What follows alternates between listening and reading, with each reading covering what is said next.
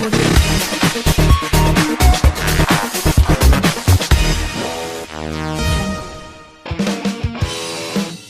गुप्ता की बड़ी डिमांड पड़ गई ईशा को ही महंगी।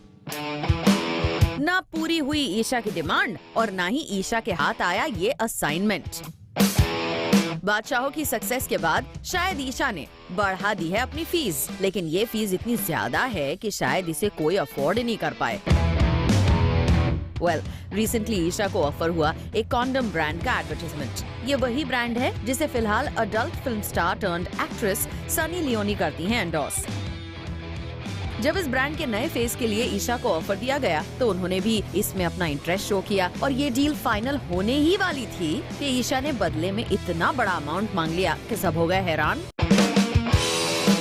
दरअसल ईशा ने अपनी फीस के तौर पर ब्रांड की करंट फेस सनी लियोनी से भी डबल अमाउंट की कर दी डिमांड और फिर आफ्टर मच कंसिडरेशन ब्रांड ने डिसाइड किया कि वो अपनी करंट ब्रांड एम्बेसडर सनी के साथ ही कॉन्ट्रैक्ट जारी रखेंगे, क्योंकि उन्हें लगा कि सनी ईशा से ज्यादा पॉपुलर हैं।